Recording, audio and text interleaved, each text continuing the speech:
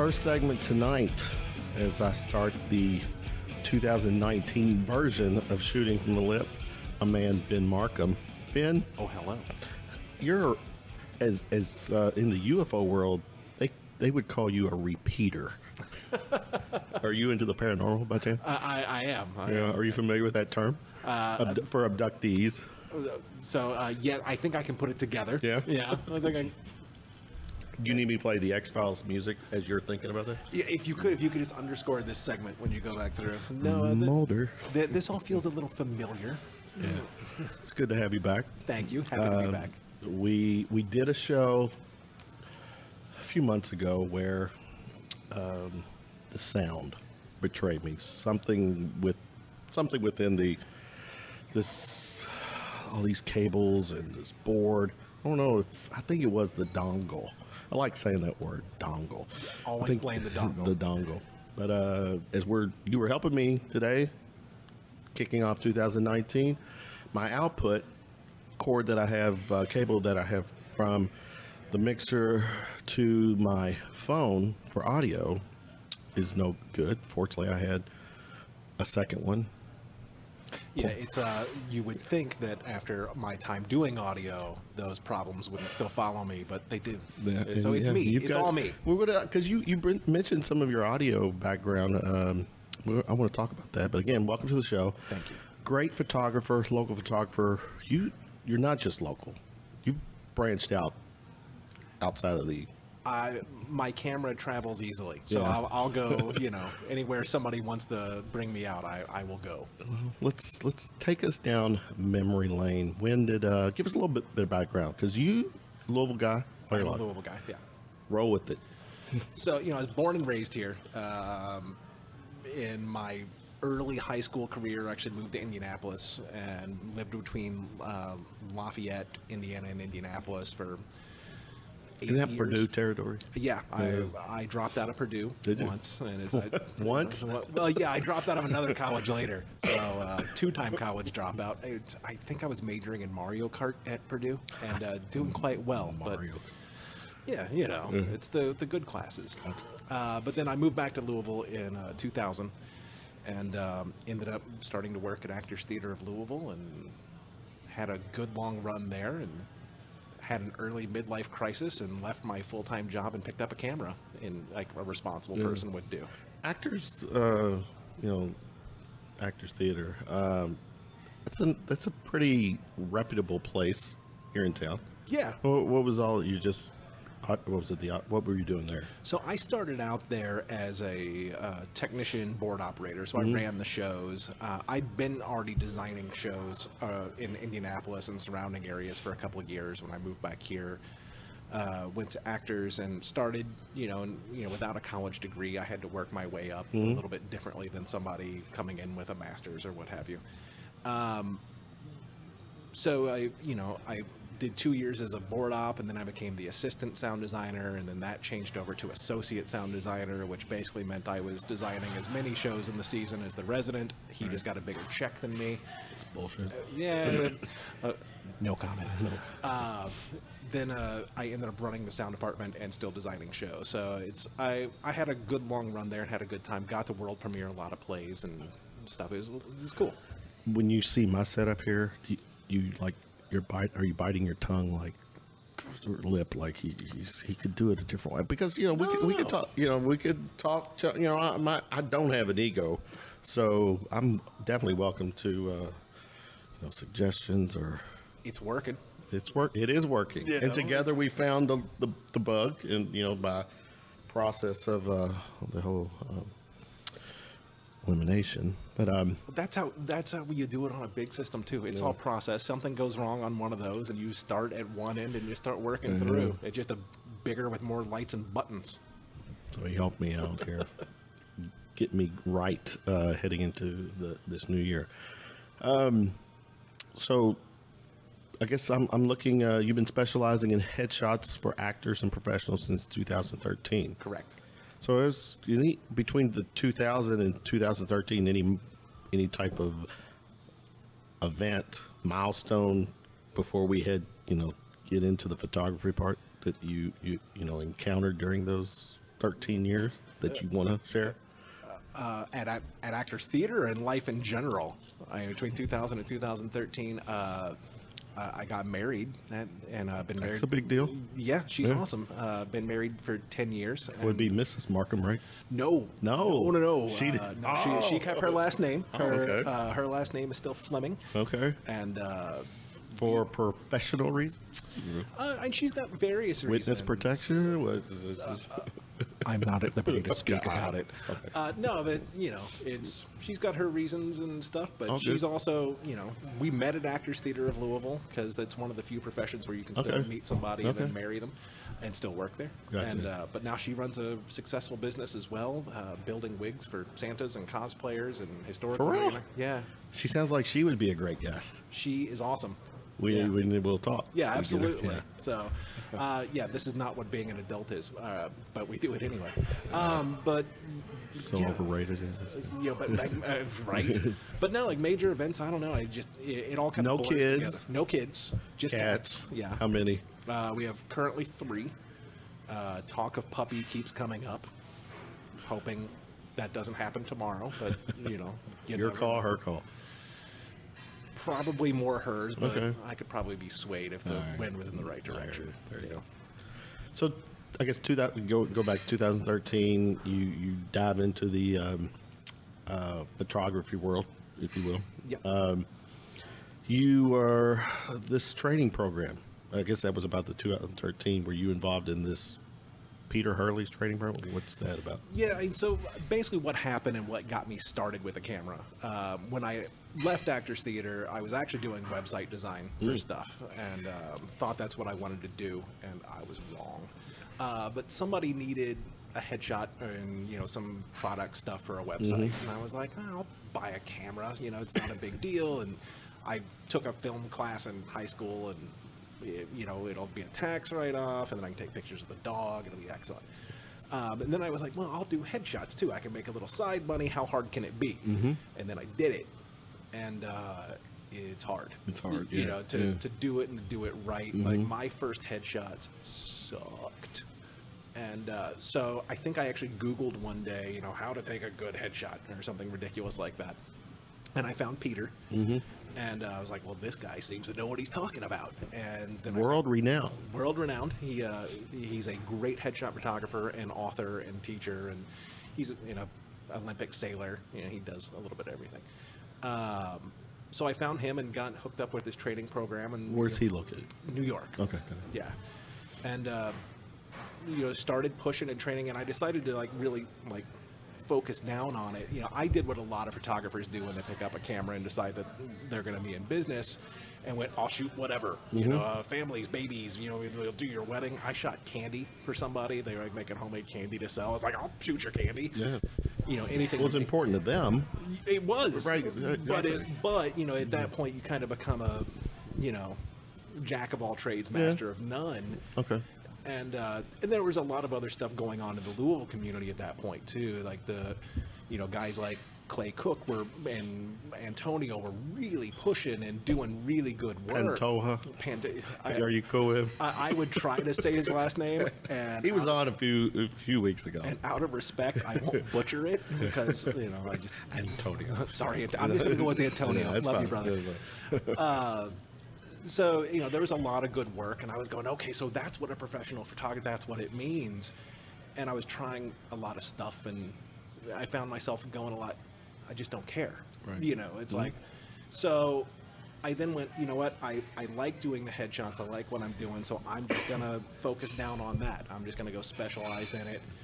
And so that's what I did, and it a lot more things started clicking for me with the, no pun intended. But then also with the Girls on film. I really didn't mean the bad joke. You can all tweet me later. Sorry. I'll add Duran Duran's famous song in the background of that little set.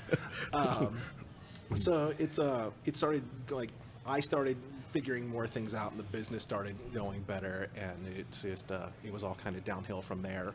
I started working through the ranks in the headshot crew, got my first title, which was associate. The day I went associate, I emailed Peter and said, I'll be mentor next. Well, that's answers. How does one become an associate photographer? So there's a process through the program, and there weren't as many people in the program at that point. Now there's several thousand or something. I forget the last number. But you submit portfolio to Peter, and at that point it was just Peter doing critiques. Now there's some things where So you were an associate photographer through his program? Yeah. All right. So then you were Louisville's first. Yes. Which sounds pretty fucking awesome because this guy's a world-renowned headshot photographer. Yeah. I stressed about doing it. I went through a couple of reviews with him, and it's, and he never said anything untrue to me in those things, but one doesn't always like hearing critique at first, especially publicly. It's like, oh, there's 50 other people watching this, and it's recorded, so people can go back and watch it as long as this exists.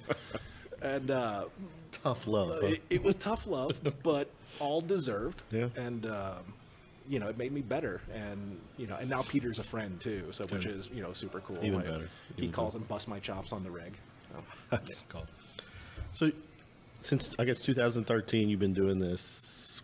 One thing, and I've had Antonio on, and this goes with any of any photographers, videographers, or even people just in the arts world. The question I always one of the questions I was asking myself is, how do they see things? Because you and I can look at the same thing, but your interpretation is just different. And then you're able to channel that, capture that. People who are artists can just draw. I mean, I struggle to stay between the lines, but tell me, when I say, how do you see things? Now I see it in expression a lot. Like if I'm sitting and talking with somebody and I'm watching their face move the entire time. I mean, micro expressions are huge. Right. An eye change or an eyebrow or what. I'm watching that and I'm reading because I think it's fascinating. Just what comes across a person's face when they are not thinking about what's coming across their face. Right. And that's really the basis of all of my portrait work. But then it's also, lighting stuff too. There's been times I've been sitting and talking with my wife, and she catches me just kind of blanking out, and she goes, "You're just looking at light." And I'm like, "Yeah, move this way a little." So, that happens. And that happened a lot when I did sound as well. That's where my brain was focused. I would be somewhere and go, they need to adjust this, or that's not that one's right. That delays off by 10 millisecond. And it's You do that in public? I've been known to give notes at concerts. Exactly. Used to. I don't do it anymore. Okay. Yeah. Well, I'm kind of doing the podcast. I have to admit, I'll get out and I'll hang out with some friends, and all of a sudden, I'm having conversation. Then the conversation turns to questions, and they'll look at me. Don't take, stop. Get off your podcast soapbox right now, because it's just. But it's there, like you get in that cycle, and you get, for lack of a better term, you get trained to it. It's just kind of a muscle memory. What's your go-to these days with photography? I mean, is there? I know you do the headshots, but you also boudoir and.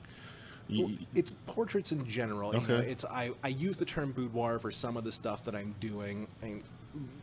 Because it's a term that's known. My portrait work. Is it a misunderstood term?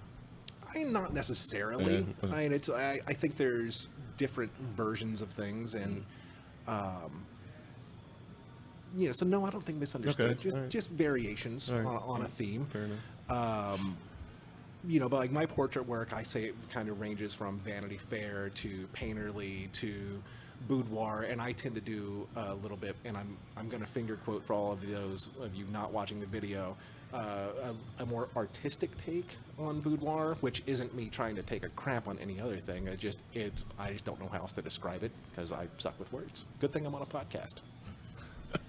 Well, we do have visual. There is the visual part of the podcast, so your air quotes will come across. What's left for you? I mean, is there an end game for you? Somewhere you want to wind up? I don't think about endings. Okay. You know, it's because I'm having too much fun doing what I'm Are you? doing now. You know, I'm having a blast, you know, and it's with the business and with growing as an artist. You know, I like both. I could see myself starting other businesses as well. You know, just I've learned that I really like that chase, and I really like talking to other business owners and entrepreneurs and, you know, talking about businesses and growing them and strategy. And I found that way more fascinating than I thought I was going to. Photography wise, I don't have an end game, you know. Do you have a bucket list?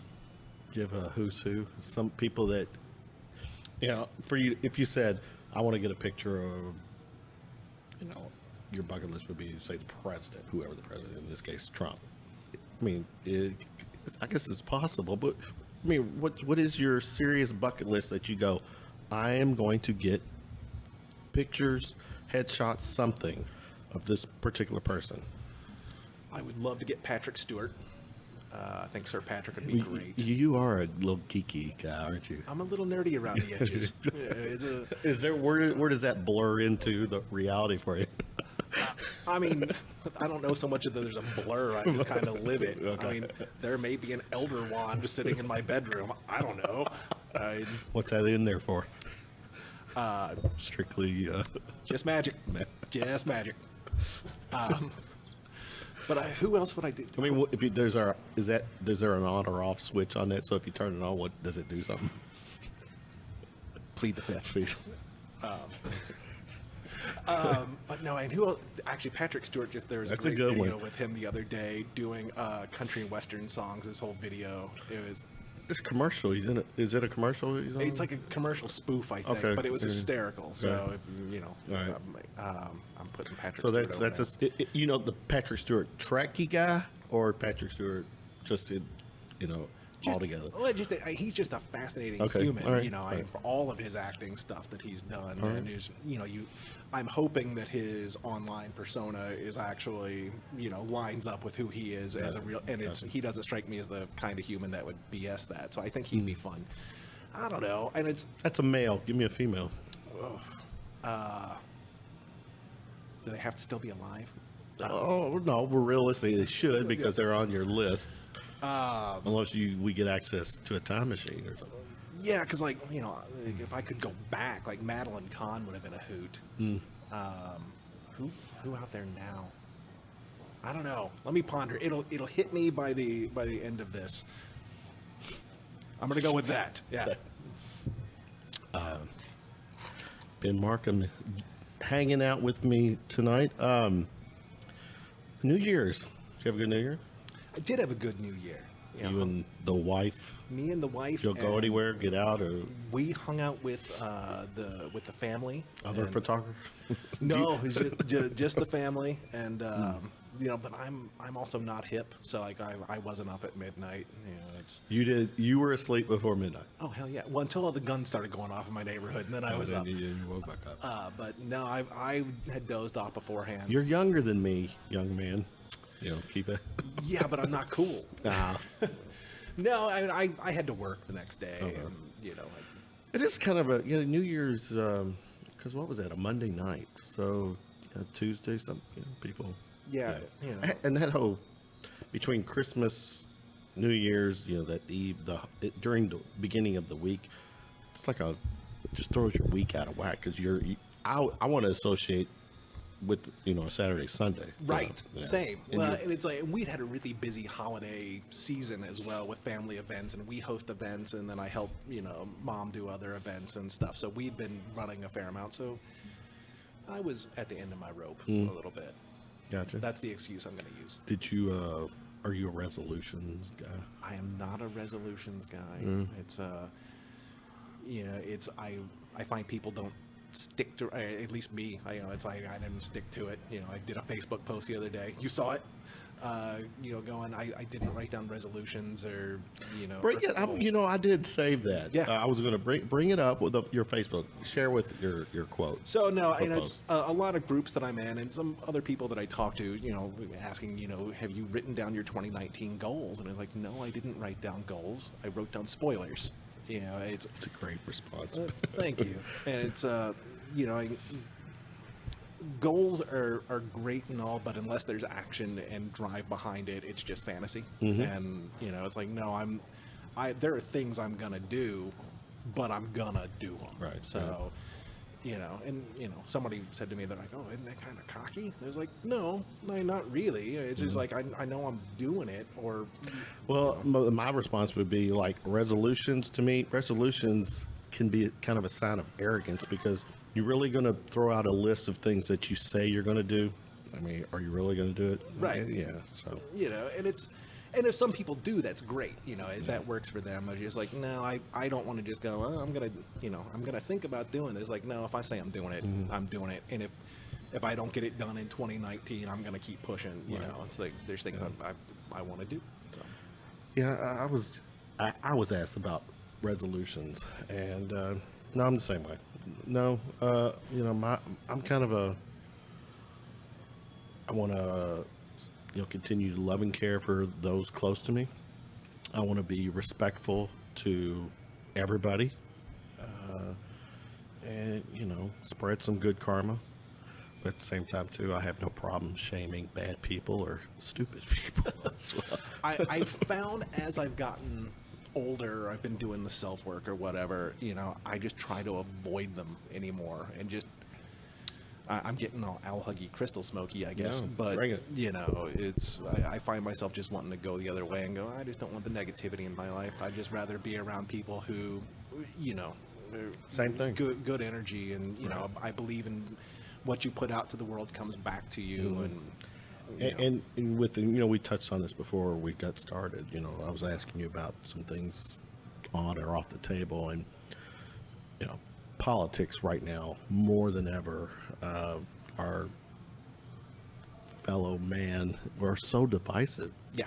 And I've stopped. I've stopped posting stuff on Facebook and social media. I try to not engage with anybody, and I'm kind of keeping it to little to none on the podcast, because you can't, that's a losing argument for a lot of people. Well, and I have no problem having a political conversation with somebody face to face, where we can actually have a conversation and interact with each other, where there's really no interaction behind a keyboard. So it's easy to get worked up and then just type something and click send. And once you click send, it's out there. There's no taking that back. Right. So it's, I avoid all of that online, and, I certainly have opinions. I'm full of them. Right. Yeah. But I don't want to do it. Is online. in the photography world, is there politics to that? I mean, because I've heard, and I had our buddy Antonio on. We touched on it a little bit. There is, it is a who kind of thing. So, I mean, in your world, do you face that or deal with that kind of stuff? Or?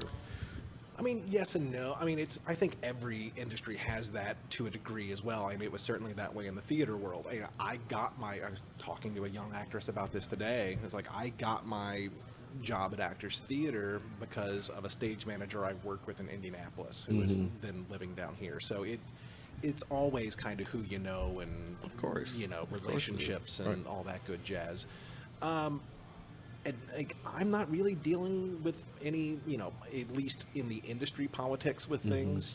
There's people that I know and respect, and I try to stay around them, and there's people who, I may not know or may not like their views as much, and I just try to avoid it. I really try to focus more on the service that I'm giving to my clients than anything else, and the images I get to create for them. Well, speaking of images, I go through your work. I follow you on Facebook with your photography page, and then your friends on Facebook as well. But I'm everything. It's so tasteful. It's you get the right response, the visual from the people, and I'm like, well, what's the trick? I mean, what is it? Help me understand. Help me. What would give me a few steps if I wanted to grab a camera and? Well, no, I mean, with that part of it, it's all connection. I have it on my website, and I say to people that I'm photographing that I'm not an okay now smile kind of photographer. It's if you tell somebody to smile, you're not going to get what you want. So a big part of my work is actually that connection. So from the first times I talk with somebody, whether it's on a phone or when they first walk in my studio, I'm trying to figure them out and like what's going to make them comfortable, how to talk to them. With some people I need to be bigger and on, and other people I need to be pulled back, and I listen to what they're saying, and I work with that, and that's where those come from. Gotcha. And I was asking that question based on a comment that I'm reading off one of your clients that you work with. Her quote, "I left the studio feeling totally glamorous, beautiful, and confident." Yeah. And that I'll be smiling about that again. That's awesome. Do you go, duh? I mean, I hope that I can do that for everybody, and it's what I work for the entire time. Like nobody walks in and goes, "I love getting in front of the camera. That's going to be awesome." I think about it like parachuting a little bit. Like people go, it sounds like a thing, but it kind of freaks me out until they actually take that jump, and then it ends up being a lot of fun. So it's, that her feeling of, feeling glamorous and beautiful and confident. We work you use together. parachuting. Here's if you go parachuting and the chute doesn't open, what's the equivalent in your world, in your photography world? What's a crashing bird for you? If somebody walks out of my studio miserable, it's I don't want anybody to be miserable. Has that happened? Not that I'm aware of. Not to say that somebody hasn't walked out miserable and I No one know left about and it. like kicked your cat or something. No. So as far as I know, I've been able to take care of everybody. At least it's been my goal. So yeah, but hopefully that parachute keeps opening. Touche. There's a spare. Your spare. Pull it. Looks like a spare. We had a spare tonight. Projects. What's on your horizon for you? Right now, it's really pushing the portrait side of the business, and not that I'm getting away from headshots. I love my headshots, always will. But it's trying to get the portrait side going. I'm having a lot of fun with that. And You put out any books or any type of, you get anything like that? not yet, but it's on the horizon. Is it? Okay. Yeah. I've got some things. A brewing in collection, the just background. okay. And a couple project collections that are in planning stages okay. right now. Cool. I'm, and really I'm trying to push more of that painterly sort of style right now as well. I'm a sucker for big gold frames, and so the more things I can print big and hang, and I love it when people walk into my studio and see the things on the wall and go, "Is that a painting?" So I want to be doing a lot more of that. Gotcha. Is there still things that you encounter that that you realize that I'm still okay to keep learning, and Every day. every day? Okay. Yeah, I never stop learning. It's 20 years as a sound designer. By the last one I did, I was still learning stuff, and quite frankly, I was pretty good, and I was still learning things. And the last show that I designed at Actors Theater, it's a simple show. Really simple, and I was still going, "Oh no, I can storytell this way," or "Oh, if I," it's a nonstop thing with photography. It's, especially as a business owner, it's how I interact with people and learning how to read them and to get them to where they need to be to get the images that I want to get. That's always changing, and lighting, and I experiment with different lighting things, and then just running the business. I never set out to be a business owner, so learning that on the fly. You trip over things all the time. And Is your work we mentioned Antonio. Does any of your work get to the Antonios of the world too? Your, I guess, headshots, or do you work with video, film people, anything like that? I haven't worked with film person of Antonio's caliber at this point. I would love to. And there's videos I want to be creating around the studio and with clients and things. I've been considering doing some video work with professional headshot clients, like getting into their businesses and helping them create, promo videos for their websites and social media and that sort of thing. I just haven't laid out exactly what all that means yet. So. Do you feel like when it comes to the Louisville scene, have you got to the point where, I don't know what's the best way to put this, is Louisville enough for you? Do you feel like you got to branch out further to get, meet your goals or projects or whatever? I mean, at this point, I'd say the world's gotten really small, so I think Louisville's a great home base, cost of living is awesome. And the bars are open till 4, although I'm in bed by 9. So I was going to say, really the New Year's thing. So. So I don't know if at this point I have to go relocate somewhere else to do what I want to do. Especially because like what I really need to do what I do and to be satisfied doing it is I need people, camera, and decent light. And I can do that anywhere. Gotcha. So. Okay. As we're winding down here, I have a little quirky segment. I don't know if we did this when you were on before. If not, if we did, then pretend like you didn't hear these questions before. So what I call round of shots. It's got a quick Q&A. I'm going to throw some just questions at you for quick answers. Okay. First concert you attended? Neil Diamond. Neil Diamond. Where was that at? It was at the fairgrounds and here in Lowell? Yeah. Oh, so it was in. I was like 6 or 7 years old, or like really young, and like mom had won tickets off of the radio. So my first concert was Neil Diamond. If you were to be stuck in an elevator with a celebrity, who would it be? I'm gonna go back to living or dead. It could be either way. I'm gonna go Patrick Stewart again. Yeah. Yeah. You got something for him, huh? Well, he's an attractive bald man. He's a good. Because I could throw Mel Brooks in there too. He'd be fun. I don't know. I could. I'll stay with Patrick Stewart. Yeah. If you had if you could have superpower, what would it be? A superpower, what would it be? Oof, that's a good one. My brain first went to invisibility, so I'll go invisibility. Scars? Any scars? Oh yeah. What's your weirdest scar you have? There is a massive scar on the back of my head. Was that a chair shot from a wrestling match? No, I get my hands up. I don't. No, I was born 2 months early, and they put me in an incubator to keep cooking. And one of the heating units got exposed, and I laid on it. Oh no! So I have a massive scar on the back of my. And so far, the only person to comment on it is Peter Hurley. Wow! In Las Vegas, he walks up behind me and goes, "What's going on with that thing on the back of your head?" Like, in 39 years, Peter.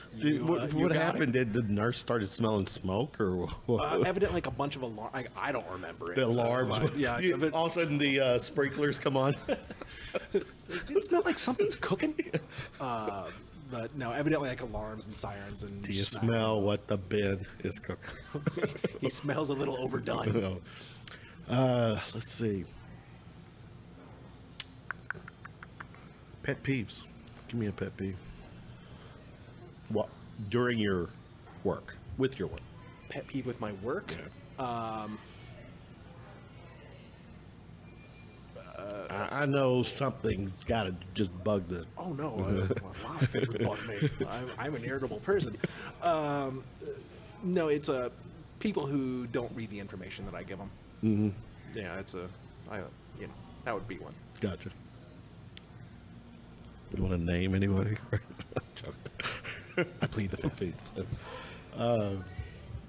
You pizza fan? I am a pizza fan. What's the Ben Marcum favorite pizza topping? If you build your pizza, your favorite pizza, what would be on that? Like just a singular topping, or it can be like...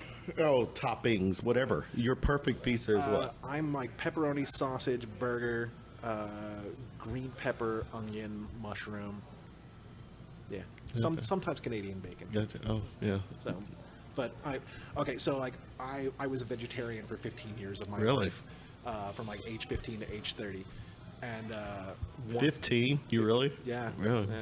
and once I went back to it, I'm making up for lost time. So as many.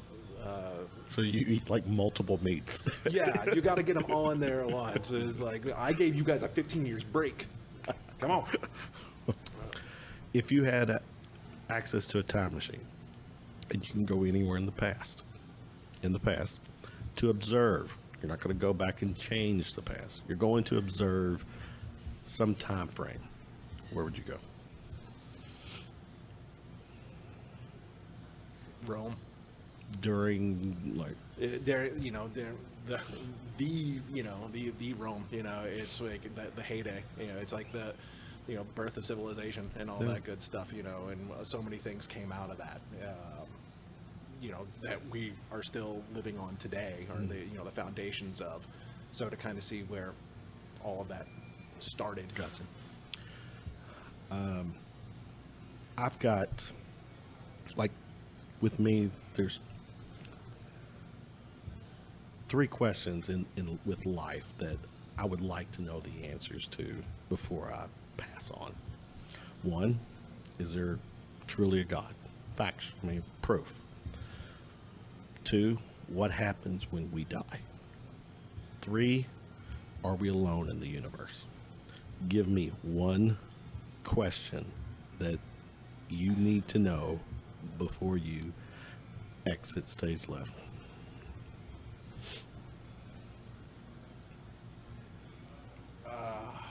Yeah, you just took all the 3 good ones. All right, cow. so if that's one of them, then say, yeah, that's fine. Well, being alone in the universe and like all that in general, it's like how far does it actually go, and then what's on the other side? Right. It's like if it's ever expanding, that means there's a place that it's not yet, and like what's that look like? Like Neil deGrasse Tyson's The Cosmos. So like he has a way of talking about things that makes me feel so small in the coolest way possible. In the coolest, right? Yeah. Yeah. It's like keep making me feel stupid, Neil. Well, it's just like or less than. Yeah. Well, just being able to go like, I can get worked up about such stupid stuff in a day, and at the end of the day, you go, you're this, right. and. I'm also that nerd that'll be standing in my backyard with my space station tracker watching the space station fly over. So, because I just... That's kind of cool. Though. Yeah, it's just cool. So yeah, what's on... If it's ever expanding, that means there's a place that it's not. Mm-hmm. What's that look like? Right. So... And I hope we get that answer. Those are answers I need to know. Yeah, did you watch when, like, the last rover landed on Mars? Mm-hmm. And, like, there's the sheer joy when they actually got confirmation that popped out of that room. I know. Like, it's like, that's awesome. I'm sitting at my desk editing and laughing like a fool. We're getting closer to certain answers out there. Yeah. And I just hope they get to them before, I take my final nap. Or before we all do it to ourselves. Yeah, exactly, to ourselves. Share with social media. Where can people connect with you? On Facebook, I am at Ben Marcum Photography, I believe. On Instagram, it is at Ben Marcum Photo, and Twitter is just Ben Marcum. I'm not really active on Twitter. Yeah. I should be. You have a website? I've got 2 websites. Oh, yeah. The headshot website is just benmarcum.com, and I separated out between the portrait and the headshot brand, just to make it easier to talk about them. So if you want to see my portrait work, and I would love it if you did, it is benmarcumportraits.com. If you just go to benmarcum.com and click the portraits link, you'll end up there. Ben, thanks for hanging out with me again. My pleasure. Thanks for having me again. Do I need to sabotage this just to get you to hang out another time? I'll come hang out more. Just let me know. It's they make martinis here. They do. Even though this time I'm just drinking water. I'm being lame. All right, Ben, you are officially my first of 2019. And as they say, you never forget your first, guys. Thanks for hanging out. Pretty unforgettable.